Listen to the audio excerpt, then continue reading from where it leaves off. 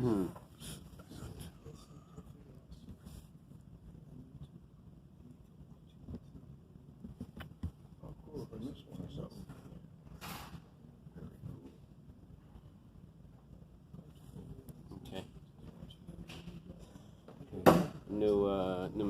Masechta Temurah. The Mishnah starts off with Hakol Memirin. Normally we would explain Hakol Memirin to mean that you bringing food on the fast? Everyone's allowed to do Temurah. As we're going to see, that's going to be an issue because you're actually not allowed to do Temurah. Temurah means to exchange one sacrifice for another. You have an animal that you designated as a sacrifice.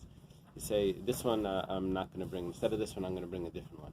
So the Torah says you're not allowed to switch that. Whether it's good for bad or bad for good, you're not allowed to switch. So that's in the Pasuk. The Mishnah says everyone can do Temurah. We're going to see what the word can is going to mean. What does the word can mean? It doesn't mean may. Right? May, like they used to make a big deal when you would want to use the bathroom in the classroom. May I? They say, can I? Here the translation of Hakol Memirin is everyone can. Not may. Everyone can. Echad nashim v'echad nashim. Men or women. In the beginning of Erechen, we went through the Hakols. Remember all those Gemaras, all of those, and we quoted this one as well. Then the Mishnah says, Leishadam Rashai Laham, it's not that he's allowed to do Temurah. Elashim Heimer Mumar. But if he does do that, if he does switch one animal for another, the animal is switched. Now, it doesn't mean that the first one loses its sanctity. What it means is that the second one gains the sanctity. And the Seifik is Sarbam, and he also gets Malchus. Seifik means to absorb. And he absorbs lashes. It means he receives lashes. Gemara asks, Gufa Kasha, this itself is self-contradictory. Gufa means itself. This itself is contradictory. Amrit Hakol Memirin. You said that everyone can do Temurah. That means L'chatchila. V'haditani, Leishadam Rashai Lahamer, Di'evet. That means that, and it says that not that you're allowed to, which is saying Di'evet. The Gemara says, V'tizbara. There's a question here if you're supposed to take out these words. Do you really, V'tizbara means, do you really think so? Is this really logical? Is that how you translate in class? V'tizbara, and do you really think so? Kol mimir l'chatchila, that, some take that out, that this is what it's saying, that it's l'chatchila. Adakashalach mimas nisin, why are you saying that the Mishnah is self-contradictory? That it starts off saying that you're allowed to, and then it says that you're not allowed to. Tikshilach kra. You should, when you first started reading the Mishnah, you should have said that it contradicts the verse in the Torah. The verse says that you're not allowed to. Why are you saying that later on the Mishnah says it's self-contradictory? It's a bigger kasha from the pasuk. What does the pasuk say?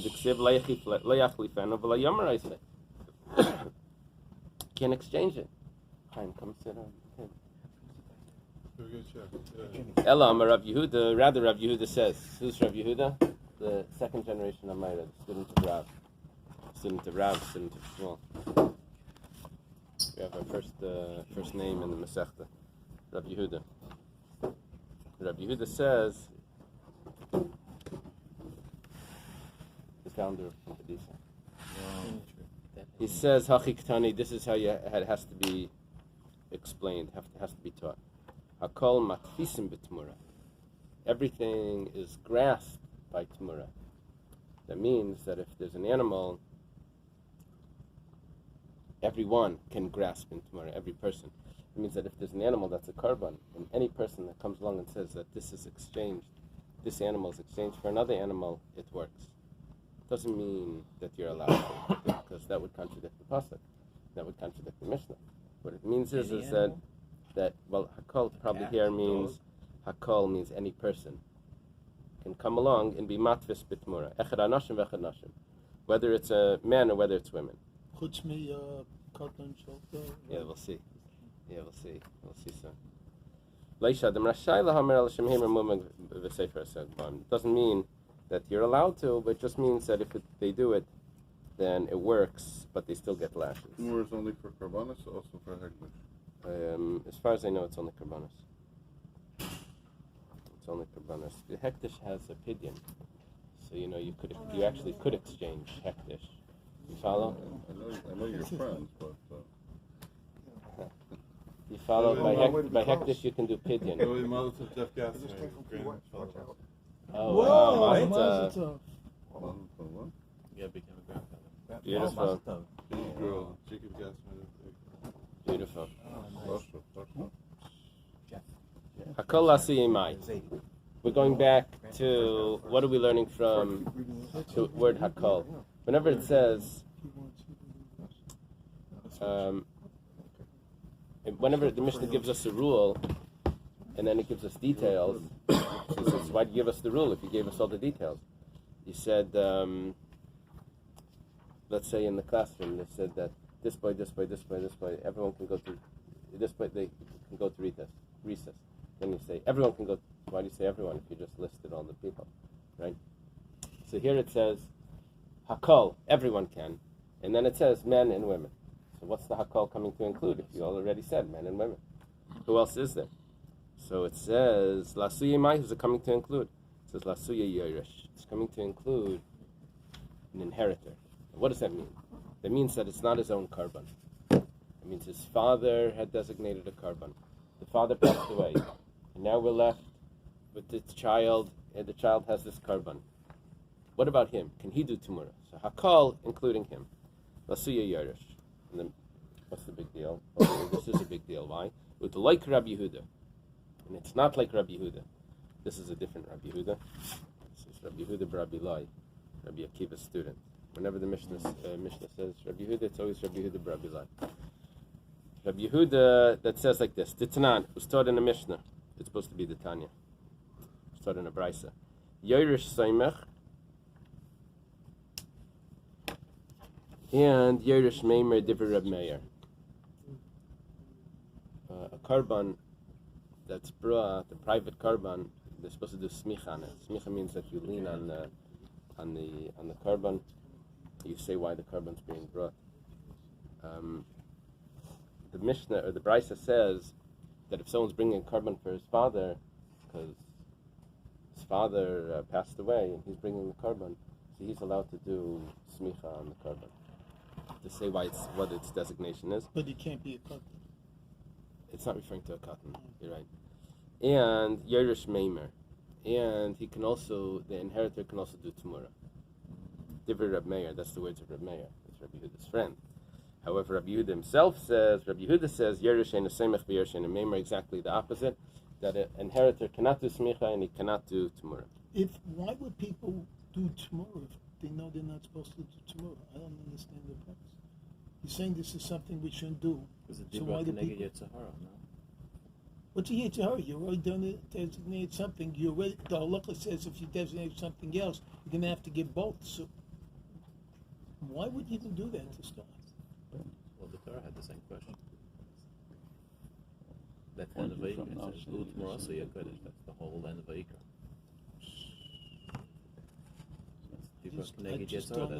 You're saying by Yetzirah they would want to make Yetzirah says, I'm giving the better animal. I'd rather give the lesser animal. So he says, Temurah Asiyah Kodesh. Is it always a lesser animal that they're giving? No, the person is usually trying to exchange for something less. I'm going to give, just not as... Oh, it's funny. I thought he was giving something better. Dr. Sanders is having Yetzirah. Stop, cut it out. It's a hard example. Understand it, of course. My timer. I don't have an answer. My timer. What's the reason, the Rabbi Yehuda? What's the reason for Rabbi Yehuda that says that you're not allowed to? There's 2 points here. You're not allowed to do. The inheritor doesn't do smicha, and he also doesn't do temurah. Means he doesn't lean on his father's carbon, and he also can't exchange his father's carbon. What does it mean he can't? That means even if he tries, the carbon, nothing happens to the next carbon. Nothing happens to the next animal. If he wants to say that this animal that my father left as a carbon, I want to switch it for a different one, nothing happens to the new one. Sorry. Semech means what? Smicha. To lean on the head of the animal. Hands on? Right. You said lean on somebody. He puts his hands and he leans. Okay. He leans with his hands. Yeah, that I know. My time with the Rabbi Yehuda, what's the reason? I'm sorry? Leans on property. Leans It's on? not a lean. Oh, it's not a lean on a property. Oh, okay. what's the reason for Rabbi Yehuda? Yalef Tchilas Hekdesh Misayf Hekdesh. Tchilas Hekdesh and Sayf Hekdesh. Tchilas Hekdesh means making the sacrifice holy. Sayf Hekdesh means actually offering it. The Temurah is what's done at the beginning. It's making something holy. The Smicha is the end when it's actually brought to right before the Shechita. So we're going to learn Tchilas Hekdesh, Temurah from Sayf Hekdesh from Smicha. Ma Sayf Hekdesh Yerushena Saimach. Just like that a inheritor cannot do Smicha before the sacrifice is brought. Af Tchilas Hekdesh Yerushena Meimer, also the beginning of Hekdesh, to do Temurah, to exchange the animal, a Yerush can't do that as well. Well, very interesting. The problem is we don't have the source for that. What do you mean? The Smicha Gufa Minalan. Where do you know that you can't, that a Yerush doesn't do Smicha? Because we're learning Temurah from Smicha, but you didn't say where Smicha is from. So it says, well, Tlas Karbane Ksivi. Tlas means 3. Because a tough and a shin is exchangeable. Just in the introduction, he says really quickly, he says if somebody gives a korban, and the korban becomes, has a mum, he still wants to give a korban. What does he do? So he's willing to do the Temurah, because the second one he could bring as a korban, but he wants to get a korban.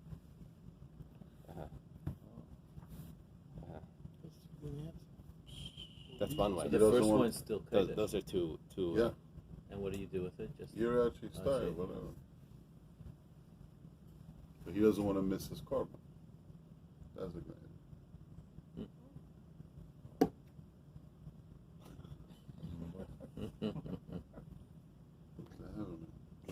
drink.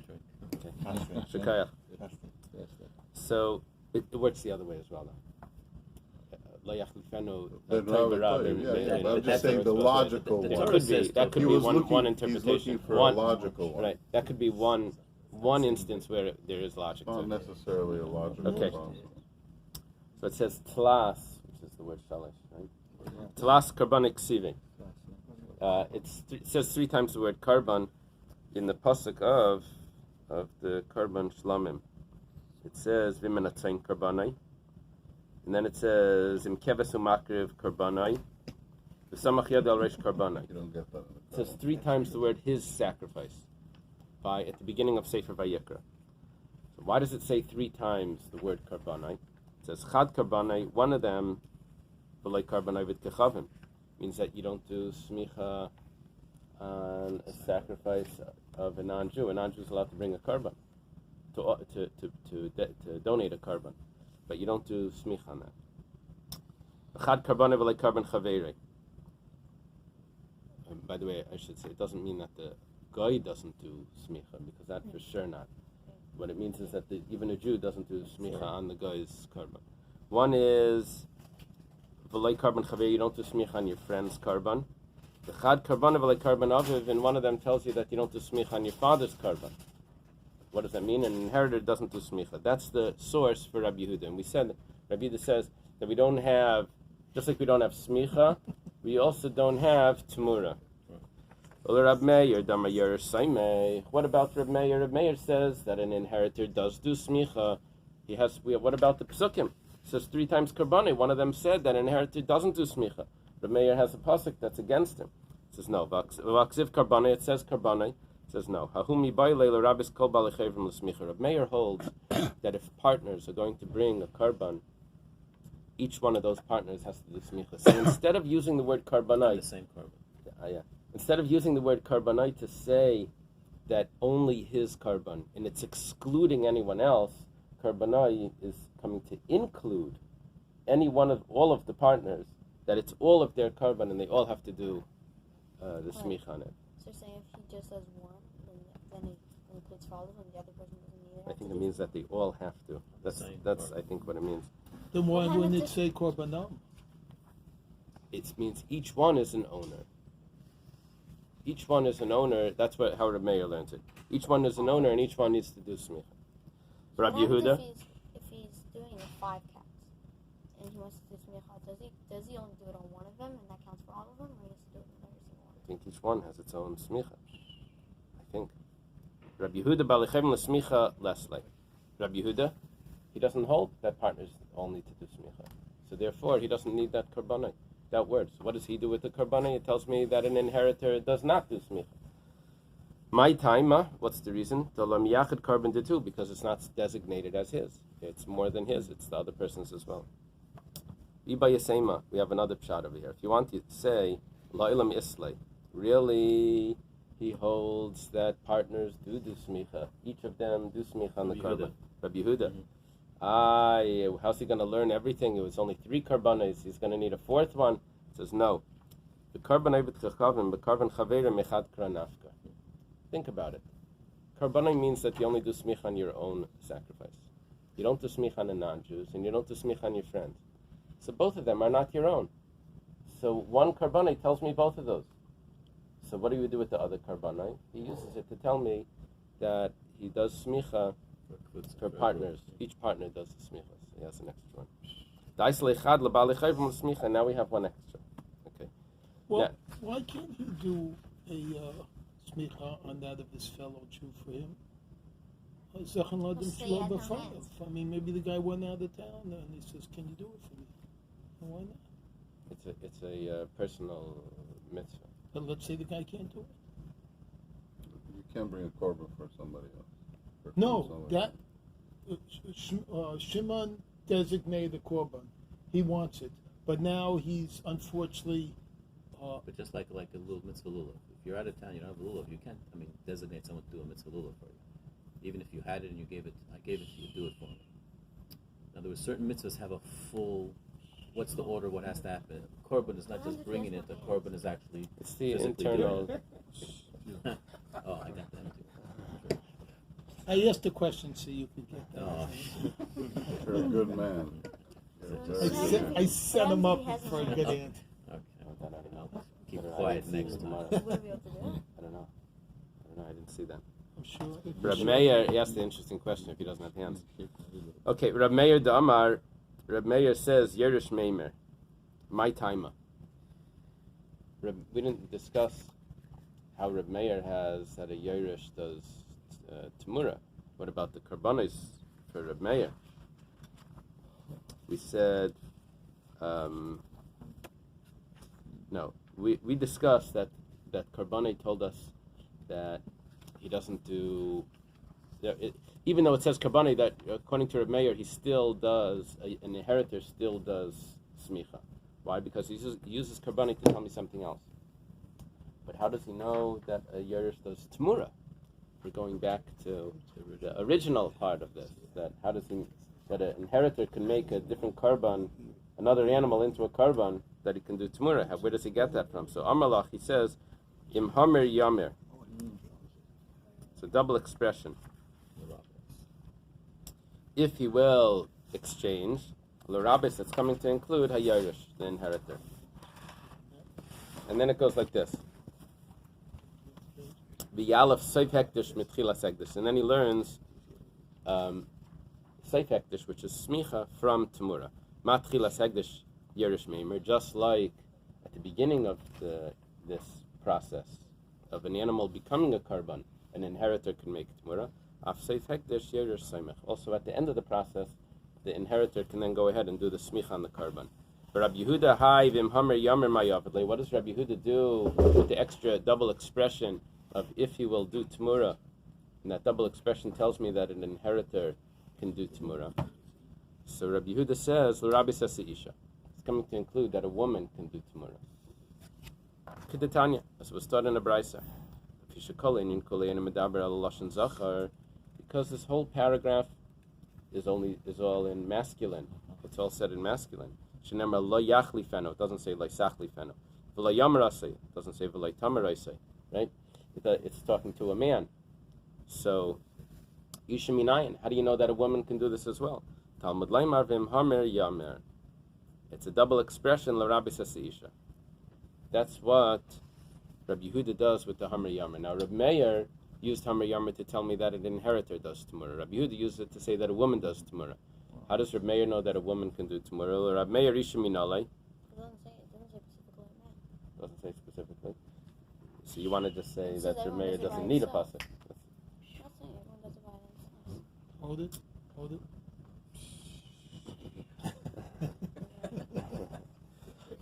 So nafkalemi ve'im. Rameir uses the word ve'im. There's a vav on the word ve'im. Rabbi Yehuda ve'im laydarish. Rabbi Yehuda doesn't need the vav to learn from. Now, this is what the Gemara does often, is that when you have a machlekes, it minimizes the machlekes down to like a single letter, and then the way the Gemara will say, well, this one considers that letter to be extra, and this one says that's just normal writing, and that's how we that's how it finishes off. Now, Bein Rab Meir, Bein Rab Yehuda, Taima de Rabbi Kra Leisha. Whether Rab Meir, whether Rab Yehuda, the whole reason why a woman can do Temurah is because we have a special word in the pasuk. It's either Hamar Yamar or it's Ve'im. But Holei Rabbi Kra. But if I didn't have this extra word in the pasuk, Havamina Ki Avda Temurah Leilakia. I would have thought that if she does Temurah, she doesn't get Malchus.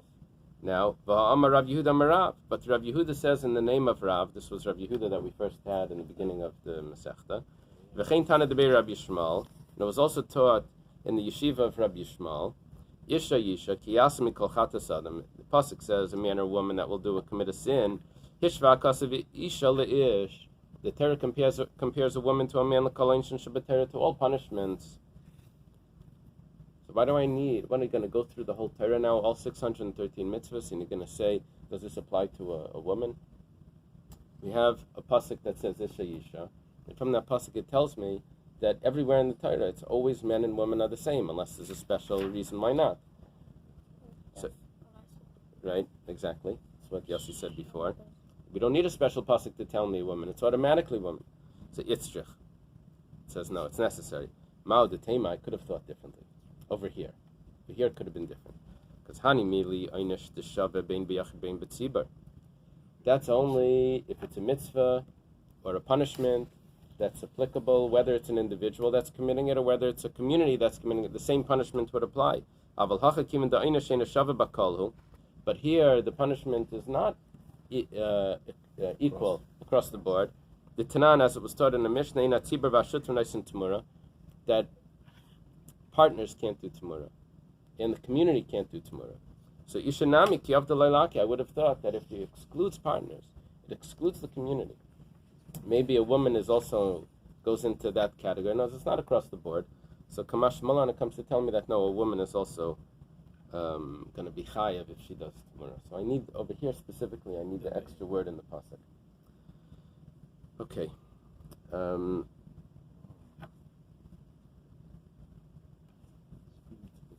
Boy Rami Bar Chama. Rami Bar Chama has a question. Rami Bar Chama is the son-in-law of Rav Chisda, right? So try. It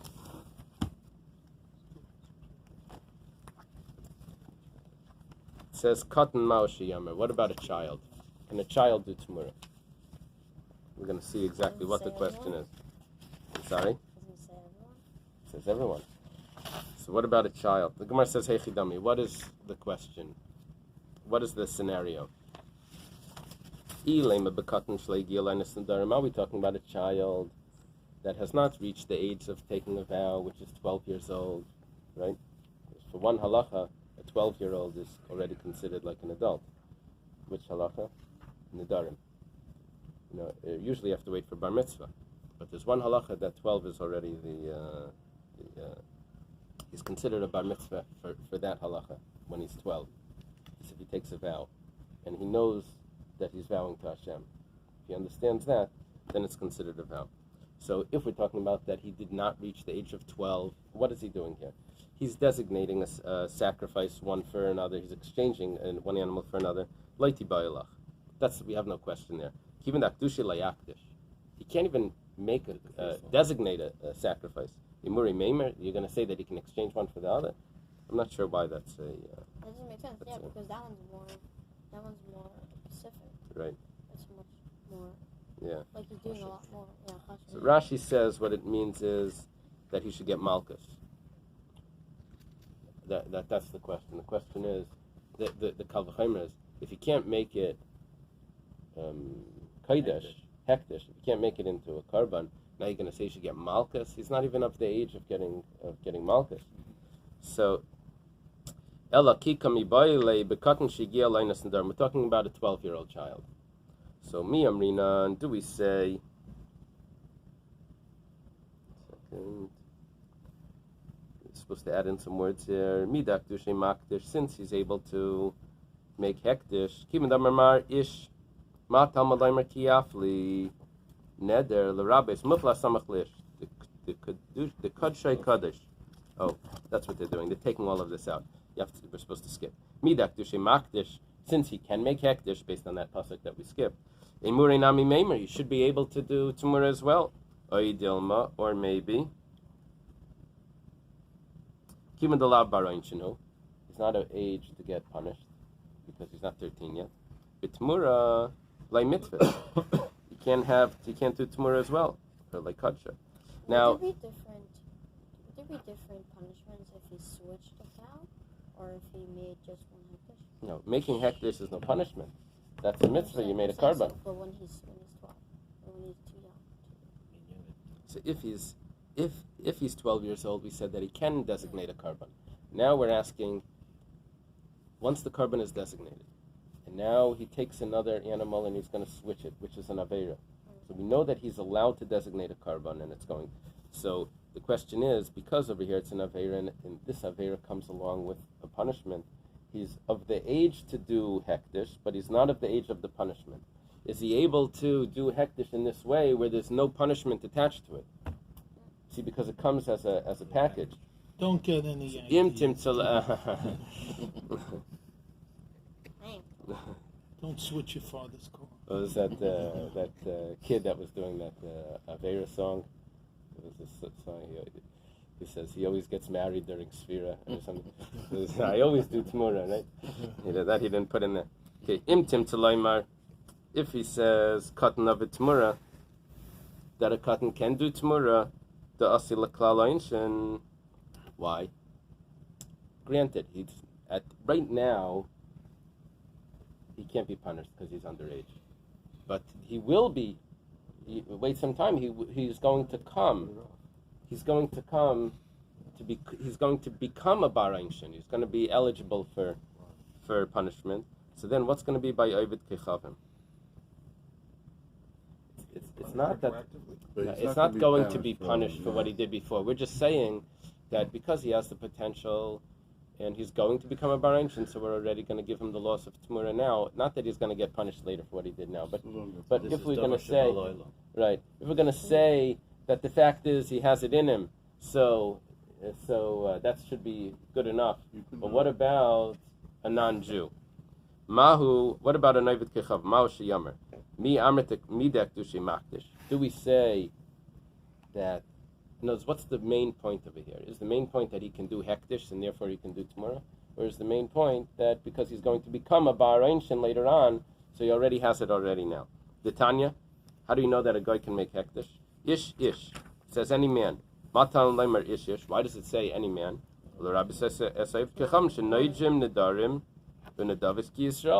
So therefore, if he's able to take a vow to designate a sacrifice, he should also be able to make Temurah, capable of making Temurah. Do we say that since he's never going to be punished as a Jew, so Kiyav Temurah like Kadesha? That if he does Temurah, it's not Kaddish either. So we don't know over here. If it says ish, that means any man, it means any woman. Then that just shows, why did it have to say that before? Not saying ish. Before we said Isha Yisha. No, before we said we had to include a woman because if it didn't apply to across the board, because if partners or the community did it, then it doesn't work. So we thought maybe a woman, it doesn't work either. Over here, we're not talking about Temurah. Over here, we're talking about the original designation. Ish, any man, a regular hektish. Amar Rava Tashma. Rava says, come and listen, we're going to bring a proof. The Tanya was taught in a brisa. Kadshe oivdei kechavim.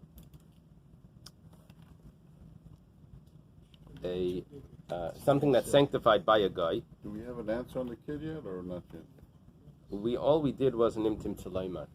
Imtim telaymar. If you say that a kid, yes. What about a guy? We didn't really answer, unless you say imtim telaymar as a teretz.